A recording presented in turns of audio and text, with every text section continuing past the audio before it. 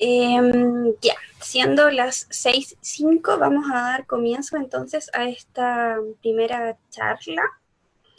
Primero que todo, quiero agradecer a cada uno por su participación y también por el interés de querer estar aquí y así poder adquirir nuevos conocimientos que los pueden beneficiar tanto a ustedes, así como también principalmente a sus hijos.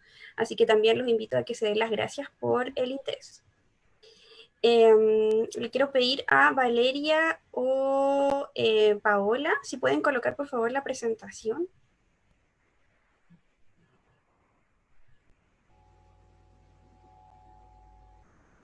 Ya. En este caso, la primera presentación está relacionada a la entrega de estrategias de abordaje en relación a modulación de estímulos sensoriales. Sin embargo, en este caso, yo, Marcela Soarzo, soy terapeuta ocupacional y me voy a encargar de hacer una pequeña introducción acerca de qué es el trastorno de espectro autista y también quisiera contarles un poquito acerca de qué es la terapia ocupacional y cuál es nuestra forma de abordar a los distintos usuarios que nosotros podemos ver o brindar ayuda. Comienza. Y de igual forma, íntegramente también agradece, por supuesto, esta instancia y por confiar en nosotros para poder entregarle esta información. En cuanto a qué es el trastorno del espectro autista, quise señalar esta definición por varios motivos. Primero la voy a leer. Esta habla que es un trastorno de alteraciones del neurodesarrollo que afectan distintas funciones cerebrales superiores de manera global, así como la inteligencia, la capacidad del lenguaje y la interacción social. Más que la inteligencia, yo describiría que son distintas habilidades cognitivas. Y de igual forma considero que es muy importante hacer hincapié en que la mayoría de las definiciones que hay en relación a lo que es el TEA están enfocadas a mencionar cuáles son las dificultades o las alteraciones que presentan los usuarios. Sin embargo, creo que presentar este espectro, más que una serie de dificultades, es una forma distinta de percibir nuestra realidad, principalmente a través de nuestros estímulos sensoriales. Quienes presentan el espectro son individuos que interpretan la información de una manera distinta, más que considerarlo netamente tal como alteraciones o dificultades. Y ahí es cuando juega un papel importante el romper ciertos prejuicios que hay en relación a lo que significa estar dentro de este espectro, ya que no es una enfermedad, sino que es una forma distinta de percibir la realidad en la cual estamos todos nosotros. Si puedes cambiar, por favor. Ahora, existen unas ciertas características que debe cumplir un individuo para ser diagnosticado por trastorno de espectro autista. Estas características se establecen según un manual de diagnósticos y estadísticas de trastornos mentales, o más conocido como el DSM-5. Cualquier persona que es diagnosticada con el espectro tiene que cumplir con estos requisitos para que se considere efectivamente el diagnóstico. En niños, principalmente, el diagnóstico se establece alrededor de los 7 años para que en el transcurso de los años anteriores se pueda identificar si efectivamente cumplen con estas características. ¿Cuáles son las características que debe cumplir un individuo para estar dentro del trastorno o de este espectro? Primero, se caracterizan por presentar ciertas alteraciones persistentes en la comunicación social y la interacción social, entendiendo la comunicación social como la comunicación verbal, así como también la no verbal, relacionada principalmente a la gesticulación, tanto con nuestra cara, así también como los movimientos que nosotros desarrollamos con nuestro cuerpo al momento de comunicarnos. En cuanto a la interacción social, se consideran distintas dificultades, principalmente relacionadas a como la reciprocidad en la comunicación, ya que las personas que presentan este diagnóstico, principalmente son personas que son muy racionales, por lo tanto presentan dificultades para poder interpretar lo que la mayoría de las personas podemos reconocer, principalmente a través de gestos o a través de ciertos movimientos. Son bastante concretos en la forma de comunicarse, por lo tanto, si una persona no es de igual forma concreta, se presentan estas dificultades en la interacción social. De igual forma, la segunda característica que se considera son patrones restrictivos y repetitivos de comportamientos, intereses o actividades. Esto generalmente se relaciona a tener ciertas fijaciones o un interés muy particular, ya sea en un objeto en específico o puede ser, por ejemplo, en una película animada, en un personaje de la película que generalmente despierta un gran interés y este interés se mantiene a lo largo del tiempo. De igual forma, se considera que estas demás características estén presentes en la primera etapa del desarrollo de un niño. Esto considerando un diagnóstico temprano de la patología. Sin embargo, de igual forma, si estos son persistentes a lo largo del tiempo, de igual forma se considera un diagnóstico ya sea en la adolescencia o pudiese ser en la adultez. Se considera también como otro de los criterios para el diagnóstico un deterioro significativo en lo social, laboral u otra área importante. Es decir, que presentar estas características dificulte la forma en cómo la persona se puede relacionar en distintas áreas como su ámbito laboral, teniendo dificultades para la obtención de un trabajo o así como la permanencia en él o la participación social, ya sea, por ejemplo, si es un niño en el desarrollo del juego con los demás niños o en el sistema educativo. Y como última característica, se considera que todas las características que nombré anteriormente no se justifiquen de mejor manera por la presencia de otro trastorno, como por ejemplo si el usuario presenta o esta persona presenta características de dificultades en el lenguaje, que no por esta característica se considere que vaya a tener un TEA, sino que pudiese ser, por ejemplo, un trastorno solo propio del lenguaje.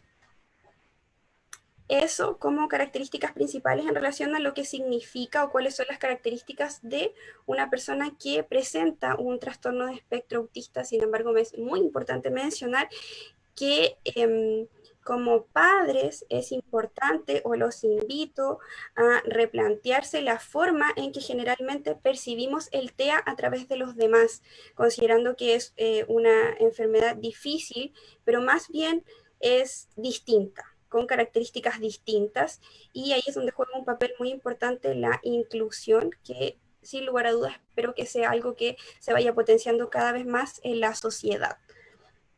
Ahora, me gustaría hablar igual un poco de qué es la terapia ocupacional, para que puedan entender un poco también cuál es nuestra forma de abordar el espectro. La terapia ocupacional es una profesión del área de la salud, también me gusta decir que es del área social, que está relacionada principalmente con el estudio de la ocupación del ser humano o las ocupaciones del ser humano, entendiendo la ocupación como aquellas actividades significativas que nosotros desarrollamos a lo largo del tiempo. Eh, Según la terapia ocupacional, existen distintas ocupaciones o actividades que nosotros desarrollamos a lo largo del tiempo. Me gustaría que vuelvan la diapo, por favor.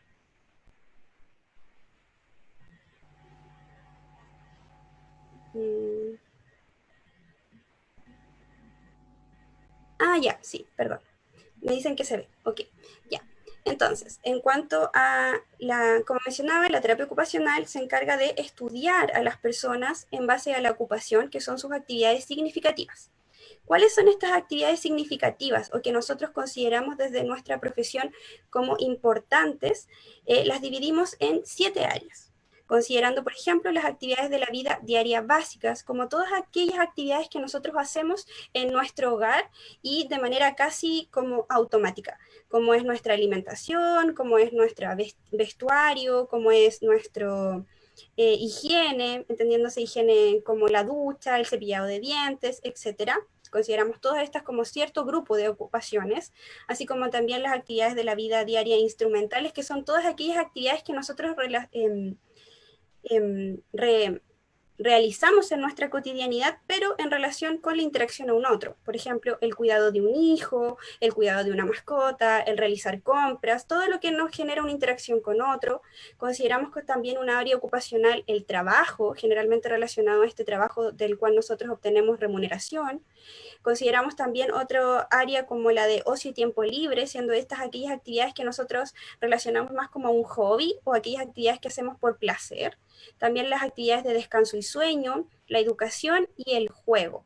Todas estas áreas consideramos que son las que envuelven las actividades del ser humano y desde nuestra disciplina nos enfocamos en aquellas en que la persona presenta dificultades y entregamos herramientas o estrategias para que la persona pueda desarrollarse de la manera más independiente y autónoma posible en el desarrollo de ocupaciones en la área específica en la cual se considere que presenta dificultades.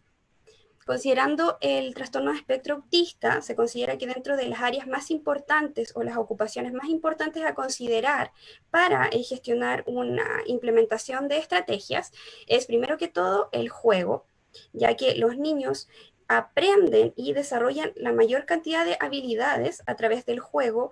El juego es una herramienta muy importante que permite a los niños tanto el desarrollo de habilidades motoras, así como de habilidades cognitivas, potencia la regulación emocional, como por ejemplo la tolerancia a la frustración, potencia las habilidades de participación social, puede reforzar el vínculo con los padres, así como también potenciar un aprendizaje completo de lo que necesite el niño. De igual forma se considera un abordaje o una mirada hacia las actividades básicas que se realizan cada día en el hogar. Y también la educación, ya que la educación es un área muy importante dentro de la cual se espera que cada niño, independiente de las características que tenga, pueda acceder a esta herramienta para poder obtener habilidades también que le permitan eh, desplazarse o comunicarse en el mundo o en esta realidad en la cual estamos todos.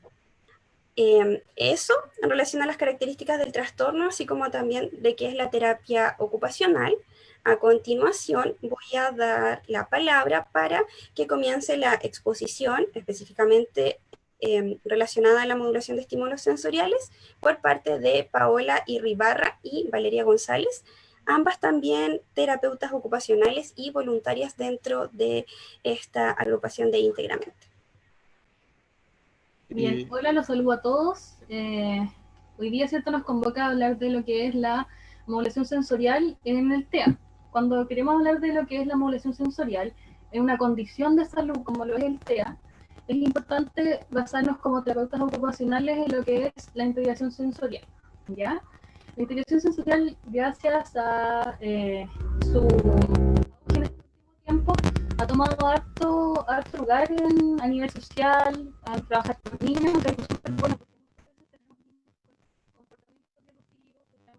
con necesidades educativas especiales, tenemos niños con TEA, niños con otro tipo de condiciones que necesitan ser tratados desde este modelo, ¿ya? La integración sensorial nace aproximadamente en los años 60 gracias a una terapeuta ocupacional llamada Inés, que ella comienza a trabajar con niños con necesidades y con trastornos de aprendizaje. Entonces ella comienza a investigar, ¿cierto? Y crea lo que es la integración sensorial. Hoy en día la integración sensorial es concebida como un proceso neurológico que ocurre en el sistema nervioso central, o sea, en médula, nervios y cerebro, ¿ya? Que nos va a ayudar a procesar y organizar las sensaciones y los estímulos provenientes desde el propio cuerpo y provenientes también del ambiente.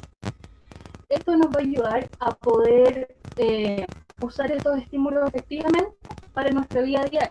Como decía Marcela, la integración sensorial y este estímulo que nosotros estamos recibiendo, que el niño está recibiendo, le va a ayudar a poder comunicarse con sus padres, le va a ayudar a poder participar socialmente, le va a ayudar a poder trabajar y aprender nuevas habilidades. Entonces, todo este proceso neurológico ocurre gracias a los sistemas sensoriales que tenemos, ¿cierto? Nosotros, por lo general, conocemos 5, que son la vista, ¿cierto?, el gusto, el olfato, el oído y los táctiles. A estos 5 se le suman 2 importantísimos para la integración sensorial, que es el sistema vestibular y el propioceptivo. Cuando hablamos de lo vestibular, tenemos que ver y entender que tiene que ver con la información que nos llega acerca de la gravedad y los movimientos que nosotros hagamos. ¿Ya? Este sistema sensorial vestibular se encuentra en el oído medio, tiene mucha conexión con lo que es el sistema visual y nos va a ayudar a poder coordinar el equilibrio, el movimiento y la coordinación. Cuando hablamos de propioceptivo, significa que toda la información que nos llega a través de los músculos y las articulaciones nos va a actuar como modulador acerca del mapa que ya hacemos gracias a lo táctil de nuestro cuerpo y nos va a dar una gran conciencia corporal. ¿Se escucha bien o no? ¿Se escucha entrecortado, Valeria? ¿Sí? Sí. ¿Ahora me escuchan? Sí, te escucho de ¿Ahora corrido. Sí. Ya, súper. Entonces decía que tenemos 5 sistemas sensoriales, ¿cierto? Y para hablar de lo que es la integración sensorial, tenemos que hablar de 2 más, que son lo vestibular y el propioceptivo. Vestibular es lo que nos va a ayudar acerca de la coordinación, los movimientos y el equilibrio. Y tiene gran relación con el sistema visual también. Y lo propioceptivo va a ser lo que nos va a ayudar a modular nuestro mapa corporal y a tener una conciencia corporal. ¿Ya? Siguiente. Bien. Cuando este procesamiento sensorial o esta información y estos estímulos que me están llegando, que al niño le están llegando, comienza a interpretarse, comienza a tener dificultades para poder trabajar o para que el niño pueda desarrollarse en su vida diaria, hablamos de un trastorno de procesamiento sensorial. ¿Ya? Este trastorno del procesamiento sensorial, ahí tenemos unos numeritos, cifras. Valeria, no sé qué hiciste entre medio, pero en un momento se escuchó bien y en otro momento se escuchó mal. Igual te escucho entrecortado ahora, Nico. Ya. No, pero ahora te escuchas bien. ¿Sí? ¿Me escucha? ¿Sí? Entonces, cuando este procesamiento sensorial, ¿cierto? Comienza a tener dificultades para que el niño pueda desarrollarse en su rutina diaria, ¿cierto? En su aprendizaje y todo lo que tiene que ver con cotidianidad, se toma como que es un trastorno de procesamiento sensorial, ¿ya? Según las cifras, tenemos que entender de que aproximadamente 89.526 personas a nivel mundial tienen trastornos de procesamiento sensorial. Por ende, no solamente son personas o niños con TEA, sino también personas con otro tipo de condiciones, o niños también neurotipos, como se llama, ¿cierto? Aproximadamente el 5% de la población a nivel mundial. Y al hablar de niños con TEA, aproximadamente entre el 69 y el 70% de los casos, pueden entrar con trastornos de procesamiento sensorial. ¿Ya? Dentro de los trastornos que vamos a aprender y también el desarrollo de la definición sensorial. Hablamos de siguiente. Hablamos de que hay un desorden en la capacidad del propio sistema nervioso de regular su nivel de alerta en el estímulo. El niño puede tener una hiporespuesta o una hiperrespuesta al estímulo. ¿Ya? Un niño con hiperrespuesta al estímulo significa que le llega mucha información sensorial. Por ende, responde por encima de lo esperado. Aquí se habla que los niños con discapacidad sensorial, ya sea táctil, visual, auditiva o inseguridad relacional, o sea, a veces no están distintos, y se muestran como niños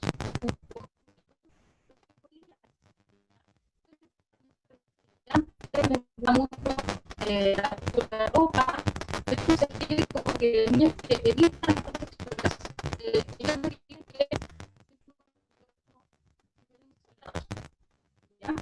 Valeria, entonces, disculpa,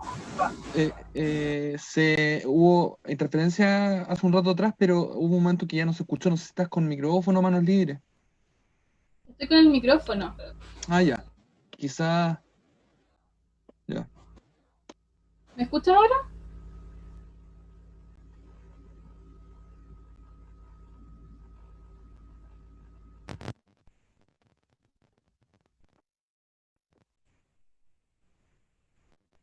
¿Ahora me escuchas?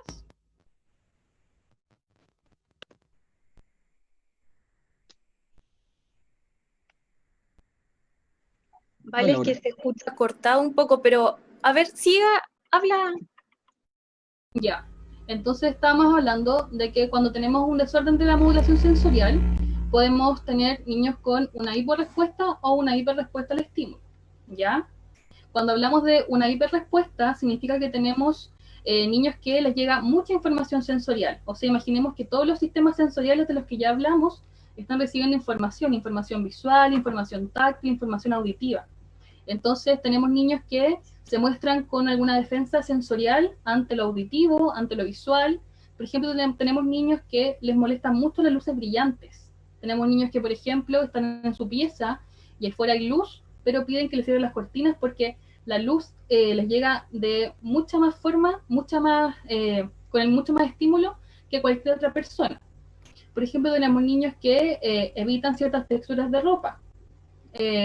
Hay mucha literatura que describe este olor o esta sensación de la ropa o la textura como si estuvieran insolados. O sea, imaginemos que es un dolor bastante fuerte para ellos, ¿ya? También tenemos niños que no les gusta columpiarse, que no les gusta que los balanceen, entonces también vemos una cierta inseguridad gravitacional. Eso sería una hiperrespuesta ante un estímulo. Cuando hablamos de una hiporrespuesta, vemos que son niños que tienen un bajo registro de sensaciones. ¿Ya? Tenemos dos tipos. Niños muy pasivos por el pobre registro o muy movidos por una búsqueda exagerada de estímulos. Por lo general son niños que están constantemente apretando. Yo creo que toda la gente que está en este live tendrá alguna experiencia que contar en cuanto a esos niños que les gusta apretar, que les gusta morder, niños que muerden a sus hermanos menores muchas veces, niños que les gusta golpearse contra las paredes. Entonces, eso sería una hiporrespuesta porque tienen un bajo registro de sensaciones y están constantemente buscando un estímulo. ¿Ya? Siguiente. ¿Qué es lo que pasa cuando hablamos de integración sensorial o de modulación sensorial y TEA? Mucho más ahora que estamos en casa, ¿cierto? Que estamos eh, en un contexto distinto, en un contexto de un cambio de rutina para los niños. Imaginemos que tenemos un niño con TEA y con una dificultad en el procesamiento sensorial. Imaginemos que también, bueno, en realidad sabemos, ¿cierto?, que una de las características del TEA es la baja flexibilidad ante el cambio de rutina. Entonces vemos que hay mucha más cantidad de estímulos que poder procesar. Aquí es cuando hablamos de que pueden pasar estas crisis sensoriales, que muchas veces y socialmente hablando se toman como pataletas. Yo creo que cada uno de los papás o los cuidadores saben a lo que me refiero. Crisis sensoriales que pueden generar agresiones, que pueden generar llantos desmedidos. Entonces, ¿qué es lo que pasa cuando tenemos una crisis sensorial y qué es lo que es una crisis sensorial? Bien, una crisis sensorial significa que el niño tiene una gran cantidad de estímulos para procesar. Ya imaginemos que todos los sistemas están necesitando y están recibiendo estímulos constantemente. Por ejemplo, un niño llega a un cumpleaños o llega a un lugar y primero que todo su sistema visual comienza a ver mucha gente. Entonces ya tiene que procesar esa información. Luego su sistema auditivo comienza a escuchar música o muchos gritos o gente hablando muy fuerte. Entonces también su sistema auditivo tiene que procesar esta información y además llega gente a saludarlo, a tocarlo. Entonces su sistema táctil también tiene que modular esa información. ¿Qué es lo que pasa? Que es tanto estímulo que el niño genera una crisis, ¿ya? Entonces vemos que la diferencia entre un niño que tiene un trastorno de la modulación sensorial y un niño que no lo tiene es que el niño que no lo tiene va a poder adaptarse al estímulo, ¿ya? Va a poder adaptarse a la situación y poco a poco, a medida que vaya conociendo el lugar y a medida que vaya generando una cercanía con lo que está sucediendo, se va a adaptar y no va a pasar nada. En cambio, un niño con TEA que aparte tiene dificultad en la modulación sensorial va a generar una crisis sensorial. La pataleta, ahí veo la pregunta y es lo que voy a hablar ahora, de cuando tenemos una pataleta muchas veces vemos que se origina porque el niño quiere conseguir algo. Por ejemplo, quiere conseguir un juguete, quiere conseguir algo a cambio del adulto, ¿ya? Por ende, mientras el niño esté haciendo esta pataleta o esta crisis, el niño va a estar constantemente mirando al adulto para poder persuadirlo y que el adulto haga lo que el niño quiere. Cuando es una crisis sensorial, esto no pasa. El niño no está mirando al adulto, sino que el niño está concentrado en lo que le está pasando a él sensorialmente, ¿ya? Entonces, por ejemplo, una vez que quizás el adulto quiera pasarle, no sé, un juguete, la crisis sensorial no se va a detener, porque la crisis sensorial se detiene cuando el estímulo que está molestando al niño se elimina. Por eso es muy importante conocer al niño y ver qué cosas son las que evitan, qué cosas son las que lo descompensan y qué cosas son las que él busca para poder evitar estas crisis sensoriales. ¿Por qué? Porque cuando tenemos crisis sensoriales, cuando el niño tiene crisis sensoriales a nivel cerebral, aumentan mucho los niveles de adrenalina. Ya vemos que el sistema simpático y parasimpático están en constante alerta. Entonces, la verdad que es bastante fuerte para el cerebro tener que procesar toda esta información y además estar en un constante nivel de alerta, ¿ya? Por ende, es necesario que la crisis sensorial sea, ojalá, sea evitada, ¿ya? Pero si tenemos niños que están comenzando a tener una rutina, comenzando a participar socialmente, la verdad es que probablemente estas crisis van a comenzar a pasar. Pero una vez que ya se pueda determinar el estímulo que genera esta descompensación, la verdad es que estas crisis comienzan a disminuir, ¿ya? Una crisis sensorial puede durar, la verdad, dependiendo del estímulo que esté afectando al niño. Si el cuidador o la persona que está con el niño y ve cuál es el estímulo que está causando esta crisis y lo retira, la verdad que puede durar poco. Pero si no se sabe cuál es el estímulo o cuál es la situación que está generando esta crisis, la verdad que puede durar mucho, mucho rato. Así que es importante que visualicemos esta crisis sensorial y nos demos cuenta que el niño no es capaz de calmarse por sí solo cuando la situación se ha resuelto, como por ejemplo lo haría en una pataleta o en una rabieta. Y por lo general el niño se centra en lo que está pasando en su interior, sobre todo los niños TEA que tienen gran capacidad de poder sentir lo que les pasa adentro. La verdad que yo creo que cada uno de ustedes, papás, han leído literatura y han conocido que los niños TEA sienten mucho lo que les pasa y lo que están sintiendo. Entonces, imagínense que esto se multiplica por 1000, ¿ya? Cuando tenemos una crisis sensorial, como cuidadores o como adultos, es necesario que tengamos a mano, por ejemplo, elementos que promuevan el cuidado del niño. Por ejemplo, estas crisis sensoriales, al darse con llanto desmedido, genera que el niño, por ejemplo, se tire al suelo, genera que el niño se golpee, se autoagreda y también pueda agredir a otras personas. Por ende, es importante tener quizás un cojín, tener frascos de la calma, tener elementos que lo ayuden a calmarse.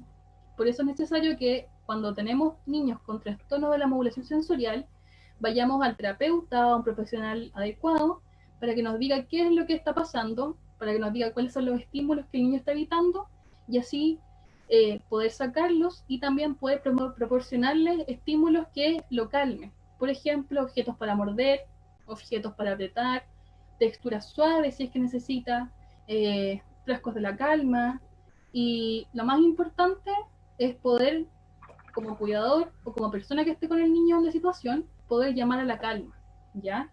Y otra cosa importante es poder alejar a la gente que está alrededor, ¿ya? Que solamente se quede la persona de más confianza con el niño. Ahora, cuando hablamos de estrategias de abordaje, tenemos que reconocer algo muy importante, es que los niños con autismo tienen sensibilidades sensoriales muy fuertes, entonces tienen distintas variaciones individuales. Por eso es importante identificar lo más importante sensorialmente hablando para el niño, ¿ya? Aquí pusimos un signo de alerta, porque cuando hablamos de estrategias de abordaje de la modulación sensorial, muchas veces queremos que todo sea inmediato y que todo sea al tiro, y que todo sea ojalá uniforme para todos los niños, y la verdad que no es así. Cada niño es un mundo nuevo, y cada niño tiene preferencias sensoriales particulares. Por ende, no hay una receta.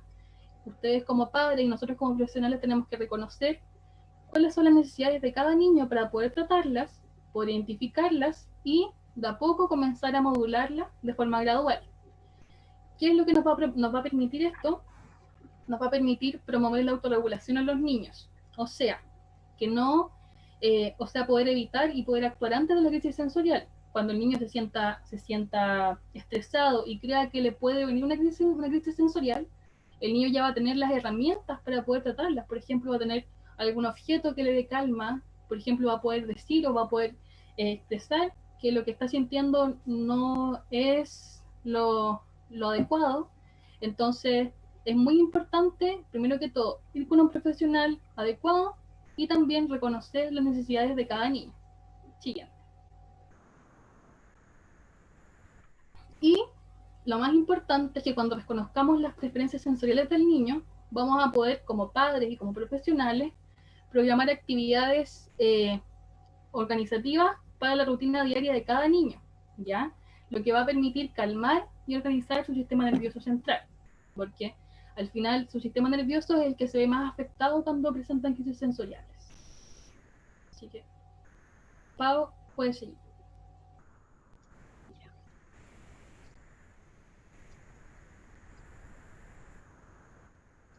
Ya, ahora sí.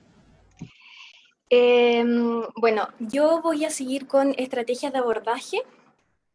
Voy a hablar un poquito sobre las dietas sensoriales, que básicamente son una serie de actividades, de estrategias pensadas en el niño. Como dijo mi compañera anteriormente, tenemos que pensar en sus preferencias sensoriales, para que el niño se sienta cómodo también. La dieta sensorial va a permitir tranquilizar, organizar y centrar este sistema nervioso central del niño para que se pueda desempeñar de buena forma en su diario vivir y no tenga mayores crisis sensoriales ni mayores dificultades. Estas dietas sensoriales clasifican dos tipos de actividades. Las actividades tranquilizadoras, que claramente las vamos a utilizar cuando el niño va a estar muy estimulado, muy sobreestimulado, y lo que queremos lograr con estas actividades van a ser tranquilizar. Actividades estimulantes, por otro lado, que al contrario es cuando el niño se encuentra más abatido, con más bajo energéticamente, por así decirlo, y necesitamos estimular a este niño.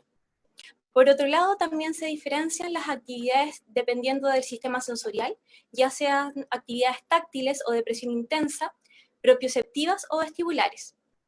Las táctiles y de presión intensa siempre van a tender a calmar al sistema nervioso, mientras que la propiocepción va a tender a organizar este sistema nervioso, por ende puede calmar o activar en ocasiones. El vestibular, por otro lado, si realizamos movimientos lentos, van a inducir a la calma del niño o la niña, mientras que si utilizamos movimientos más rápidos van a tender a activar.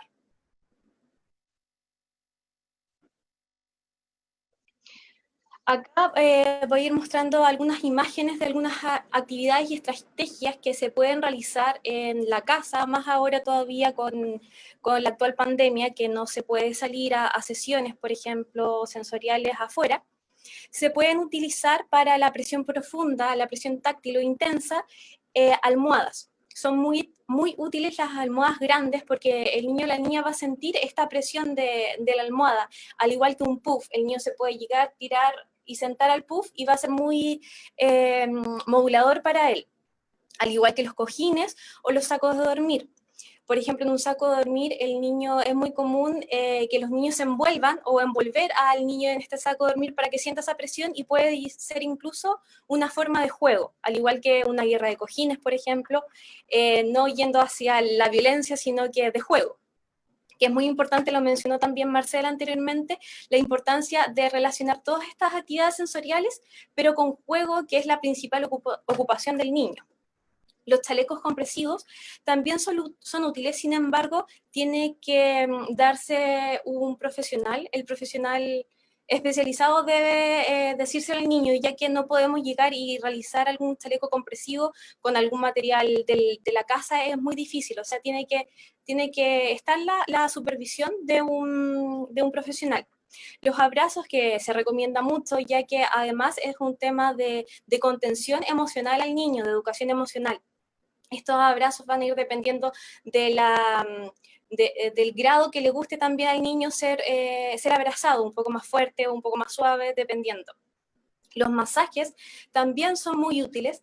Aquí los masajes con diferentes presiones, también siempre graduando el movimiento dependiendo de lo que el niño le molesta, le gusta o lo excita o le crea también incluso una crisis sensorial. Tenemos que estar muy pendientes de eso.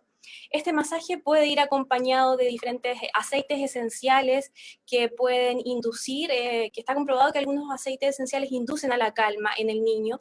Entonces es muy útil utilizar estos aceites o lociones de diferentes olores, etc. Cepillados corporales también, ojalá los cepillados en los brazos, en las extremidades, evitar, por ejemplo, el rostro.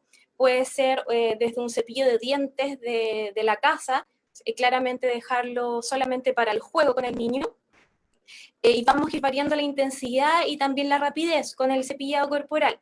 O también se pueden utilizar otro tipo de cepillos un poco más suaves, por ejemplo, estos cepillos para los zapatos, que son más suaves, ahí hay que ir probando. Bolas terapéuticas también, sin embargo, quizás las bolas terapéuticas no son tan accesibles para el hogar, pero sí estas siempre las encontramos, por ejemplo, en las salas de integración sensorial.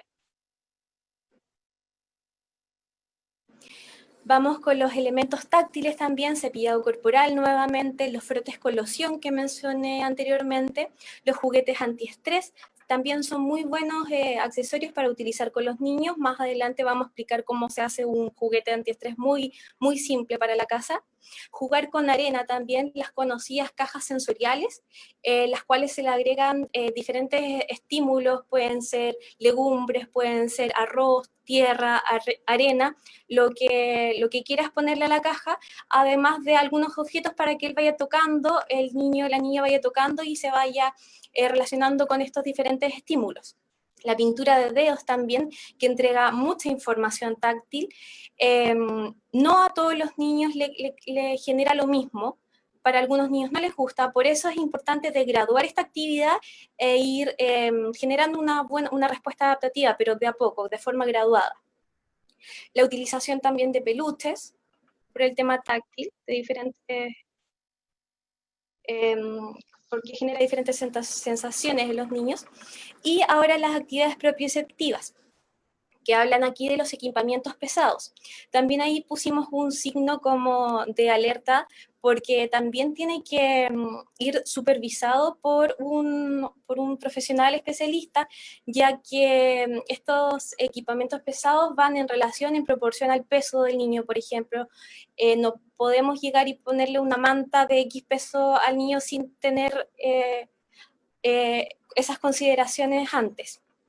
Los equipamientos pesados tenemos las mantas, boas, chalecos, almohadillas, cinturones o tobilleras y muñequeras.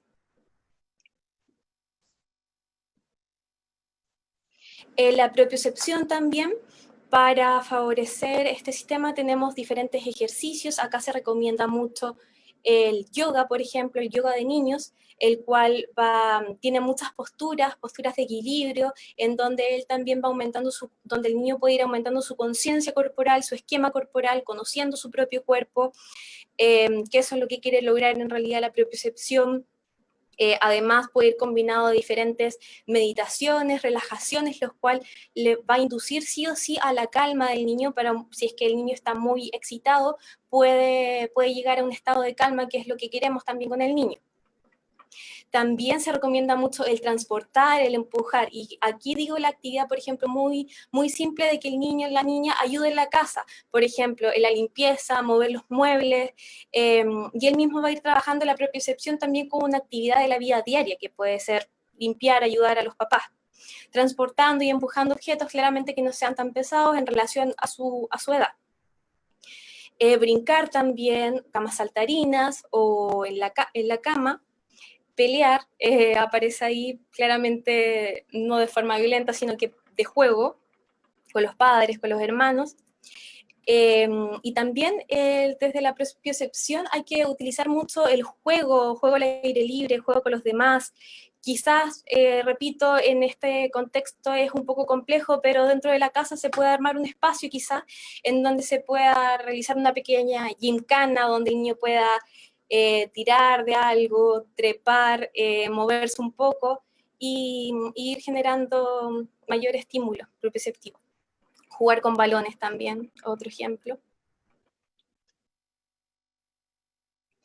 Acá otros ejemplos también que quizás no son tan comunes en la casa, un vibrador, por ejemplo, pueden ser de estos para hacer masajes, que son fáciles de adquirir quizás por internet. El mascar chicle también puede ser un regulador. Ojalá este chicle no sea tan pequeño, sea un poco más grande. Los mordedores también, como dijo mi compañera anteriormente, estas cintas resistentes, por ejemplo, cuando se utilizan bajo la silla en los colegios para que el niño sienta esta propiocepción y pueda estar atento a la clase, bolas elásticas y también cojines inflables se pueden utilizar.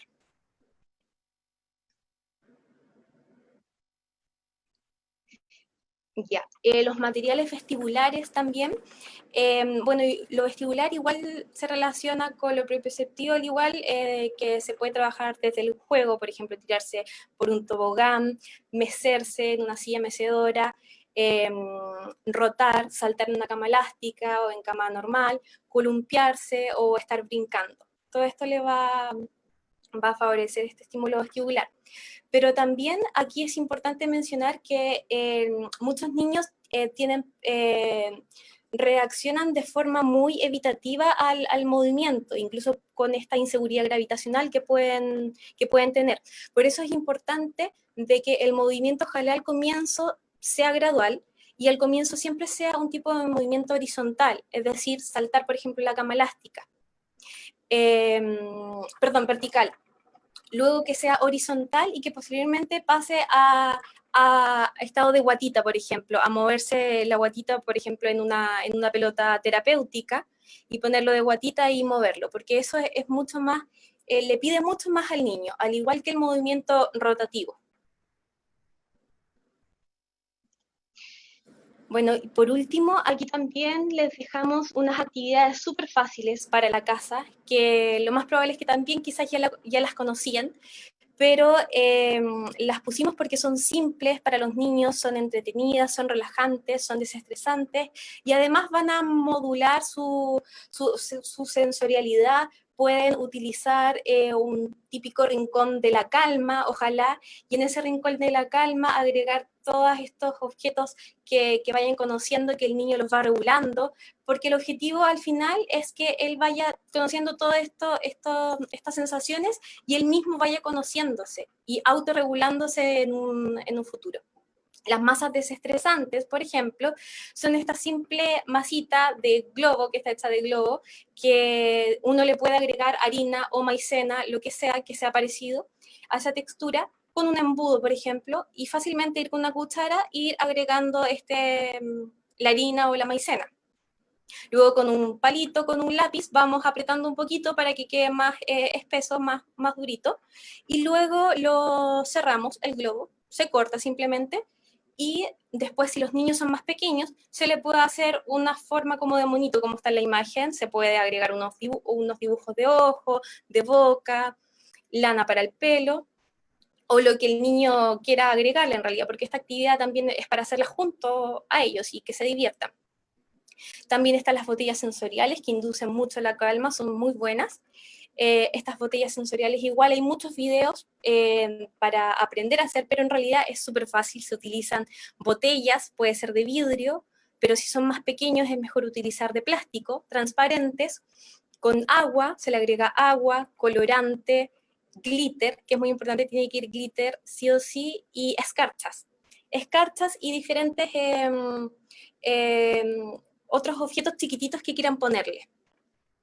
Y agua se llena hasta dejar un poco de espacio sin agüita para que se pueda mover el agua y listo. Y ya está la botella sensorial.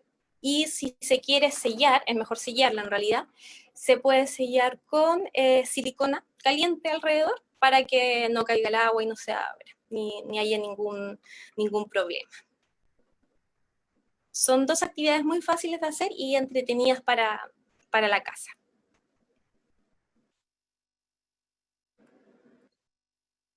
Y eso sería la presentación. Vamos a revisar después las preguntas.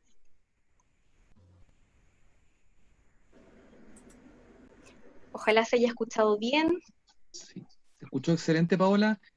Y después de un momento también se escuchó muy bien, Valeria. Excelentes presentaciones.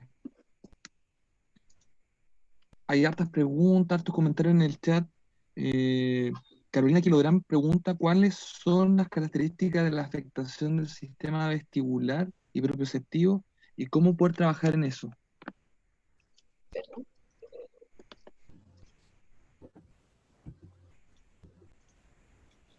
Perdón, ¿cuál es? ¿Cuáles son las características de la afectación al sistema vestibular y propioceptivo y cómo poder trabajar en eso? Cuando, Características, ¿vale? cuando tenemos una dificultad en lo que es lo vestibular, por ejemplo, lo más visible es que tenemos niños que, por ejemplo, no les gusta balancearse, no les gusta saltar. Si vamos a las imágenes que nos mostraba Pau cuando trabajábamos, por ejemplo, lo propioceptivo, decía que, por ejemplo, había que hacer yoga, ¿cierto? Poder trotar, poder saltar, pero tenemos niños que, como decía anteriormente, tienen una hiperrespuesta a esto, por ende tienen una cierta aversión al movimiento, ya no les gusta mucho que los tomen, no les gusta mucho columpiarse ni balancearse. Entonces esas son como algunas de las características más visibles en niños con algún tipo de dificultad vestibular o lo propioceptivo. Además, recordemos que lo vestibular tiene que ver con el equilibrio y la modulación del movimiento. Entonces, el niño, como les decía anteriormente, el niño nos va, aunque no hable, aunque no nos verbalice, pero el niño nos va a demostrar de una u otra forma que el estímulo que le estamos dando no es el que él busca, ¿ya? Y lo va a evitar automáticamente. Una de las cosas más importantes cuando tenemos trastornos de la modulación sensorial es que el niño es automático, el niño no lo va a tolerar. No, el niño con solo ver, por ejemplo, el estímulo, el niño con solo ver el columpio, no se va a subir, ¿ya? Eso es lo más visible, digamos. O, por ejemplo, cuando son otro tipo de trastornos de lo táctil, por ejemplo, un niño va a ver la textura y no lo va a tocar, ni siquiera va a hacer el intento, no, ¿ya? Porque ellos son tan visuales y su estímulo está, y su sistema está tan alerta que con solamente verlo ya sabemos que no, ¿ya? Así que eso es como uno de los temas más importantes. Preguntaban también sobre diferencias de pataleta y crisis sensoriales. Es lo que Yo creo que comentaba esa la- cuando sí. estaba hablando de la crisis sensorial. Decía, por ejemplo, que una de las características más importantes entre una pataleta y una crisis sensorial es que la pataleta se da, por ejemplo, cuando un niño quiere lograr algo de un adulto. Por ejemplo, el niño quiere conseguir un juguete, quiere conseguir un juguete, dejémoslo el caso de un juguete. Entonces, se da este llanto desmedido, ¿cierto? Quizás el niño se puede tirar al suelo, quizás el niño puede golpearse, porque hay distintos tipos de pataletas, pero el momento en que la persona o el adulto le pase lo que él está buscando, la pataleta se va a terminar, ¿ya? Va a terminar el llanto. O también el niño me va a comunicar lo que quiere. Me va a decir que está llorando. ¿Por qué? Porque yo no le pasé lo que él quiere. ¿Ya? Eso sería una pataleta. Ahora, cuando hay una crisis sensorial, el niño no me va a comunicar lo que quiere. Porque no es algo que él quiera, sino que es algo que está sintiendo internamente. Entonces, probablemente me lo va a querer comunicar, pero también va a estar tan alterado y descompensado que solamente se va a centrar en él. Y probablemente, si yo lo quiero compensar, no sé, pasándole un peluche, pasándole un juguete que le guste, él no me lo va a recibir y la crisis no se va a terminar, ¿ya? Esa es como una de las mayores características para poder diferenciar de una crisis a una pataleta. No sé si quedó claro. Como... Caro que lo preguntaba esa.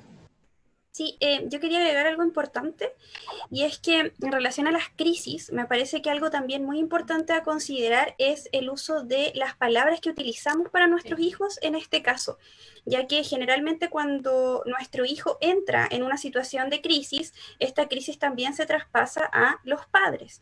Y los padres tendemos, bueno, yo no soy mamá, pero los padres tienden a en algunas ocasiones entregar mucha información verbal a los hijos en ese momento. Por lo tanto, como recomendación, es importante el reducir estas palabras a lo mínimo para que el niño pueda entender lo que el padre le quiere transmitir. Por ejemplo, si mi hijo tiene un estímulo de luz y este estímulo de luz causó una crisis en él y yo quito este estímulo, más que decirle, hijo, por favor, te pido que te calmes, el estímulo ya no está, simplemente sentarse con él, darle su espacio y mencionar, respiro, me calmo, y mencionarle, por ejemplo, la luz ya no está o el ruido ya no está, pero con palabras concretas y no tanta información verbal, sino más bien transmitirle la calma a él con mi actitud como padre y también utilizar una menor cantidad de palabras, ya que al utilizar menos palabras, el niño también recibe menos información y procesa esta situación de una manera distinta, para que también lo consideren como algo muy importante y efectivo al momento de que un niño presente una crisis. Utilizar me calmo, respiro, me siento, te acompaño o aquí estoy, palabras muy concretas que le permitan al niño identificar qué es lo que el padre le quiere mencionar o decir en esta situación de crisis. Eso quería agregar.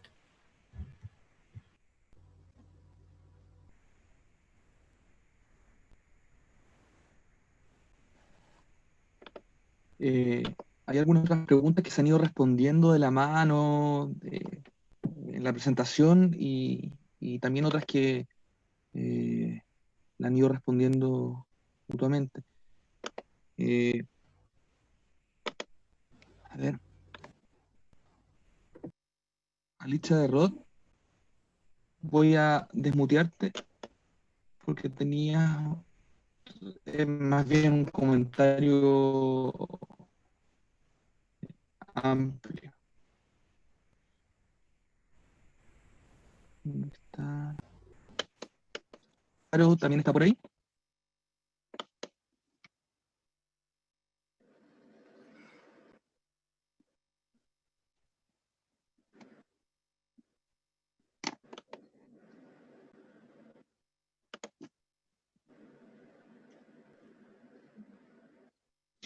Chantal pregunta sobre ayuda al control de las estereotipias.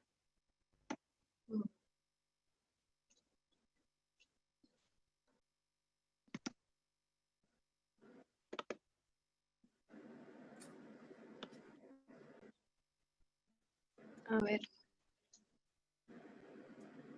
Mira, dice, tenemos el caso de un chico de la corporación que juega ese.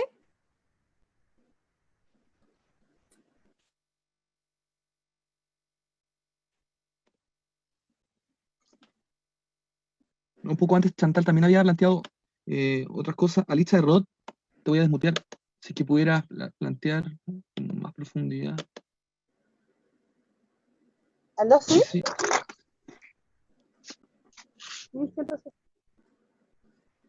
Ya no.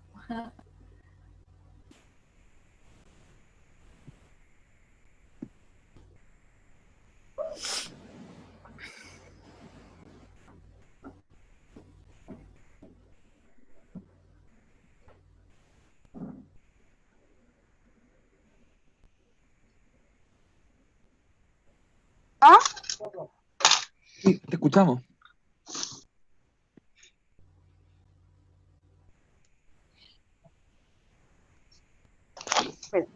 Hola, al tiro tienda.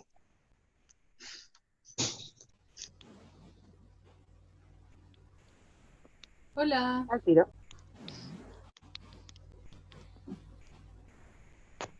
$1,050. ¿Algo más? Astrid Caro.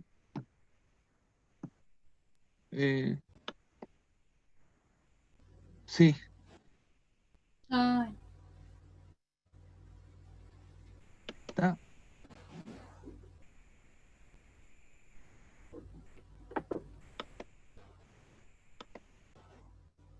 Ahí está.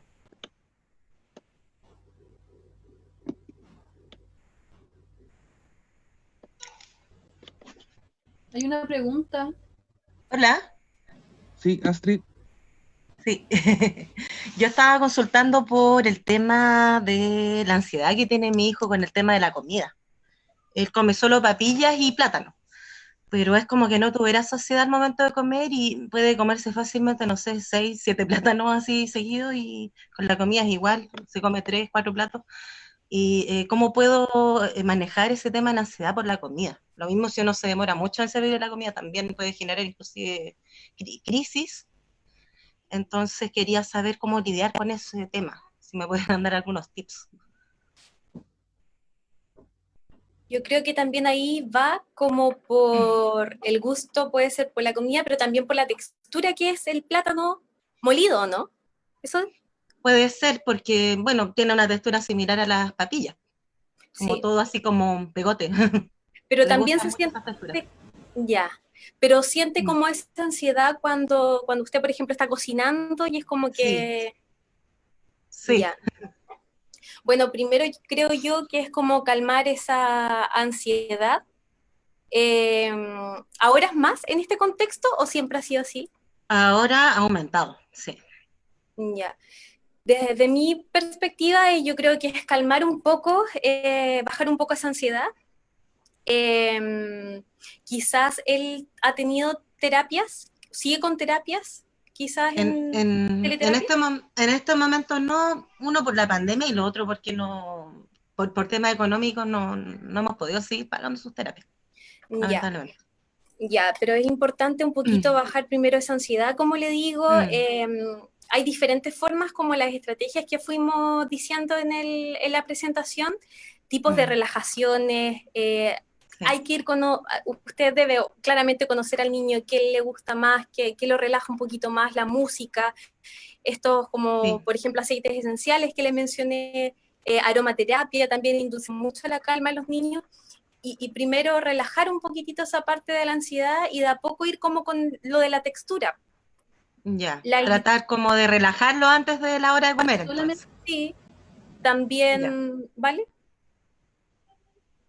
solamente come estos dos alimentos, nada más. Solamente papillas y plátanos molidos en este momento. Antes comía más cosas y como que ha ido disminuyendo las cosas que come con el tiempo. Ya. Mm. Las cosas que antes, o sea, siempre han sido como, por ejemplo, su preferencia es plátano y cosas dulces Las o comida papillas, solamente. como en las papillas yo le meto de todo, pues verdura, Claro. carne roja no le gusta, o sea, es como súper selectivo y además tiene alergia alimentaria, entonces más aún se reduce su alimento. Ah, ya. Entonces, Bueno, pero eso, solo eso. A veces me acepta también estas como compotas envasadas, con pituto, con ese pituto sí. que va arriba, y sería. Y eso es todo lo que me acepta. Sí, yo creo que, como decía la Pau, un elemento importante, sobre todo que estamos en contexto COVID, en contexto extra rutinario, lo que ya estábamos acostumbrados, más cuando tenemos niños, ¿cierto?, con este tipo de condiciones, es poder promover antes de la comida o antes de lo que queremos hacer con él, la relajación y lo otro, la anticipación, ¿ya? Poder anticiparlo lo que va a comer, poder también ir de a poquito con esta anticipación, lograr generar nuevamente una rutina que él entienda que vamos a comer, no sé, si come 3, 4 comidas al día, pero son solamente esas, ¿ya? Y dentro de la rutina que vamos a comenzar a trabajar con él, poder establecer estos horarios también y estos momentos en que nosotros sabemos como cuidadores que esta ansiedad la está intentando compensar con comida, poder ahí anteponernos a la situación y trabajar rutinas más de relajación, ¿ya? Porque muchas veces pasa con cualquier tipo de persona, muchas veces en estos momentos de estrés por lo general se tiende a compensar la situación con, por ejemplo, comida o con alguna otra actividad, ¿ya? Así que yo creo que eso es lo más importante si se plantea como un tipo de ansiedad que se incrementó por la situación actual. Sí.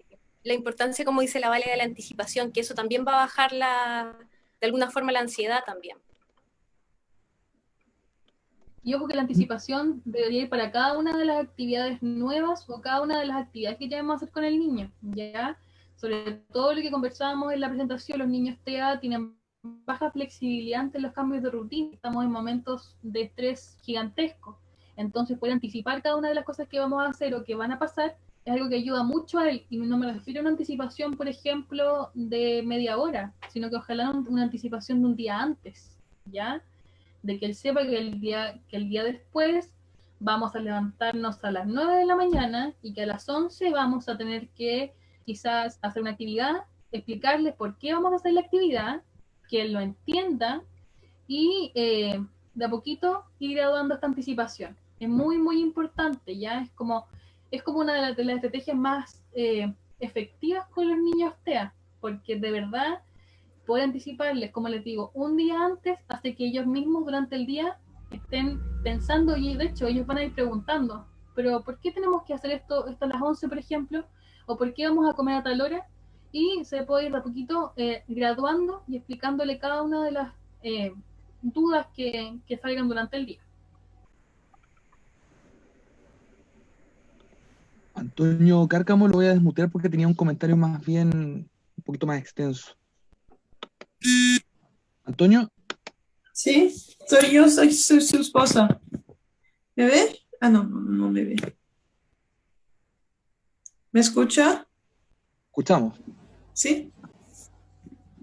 Sí, yo decía que mi hijo no tiene sensaciones internas, no sé cuándo tiene hambre, cuándo está sacio, sino que él define en su cabeza lo que va a comer. Y dice, voy a comer 2 halluyas porque quiero engordar y quiero ser fuerte. Y tampoco siente cuando tiene ganas de orinar, tampoco reconoce la sed, ni el frío, ni el calor. No interpreta las sensaciones de su cuerpo. ¿Cómo se puede mejorar? ¿Qué edad tiene? Perdón. 7 años.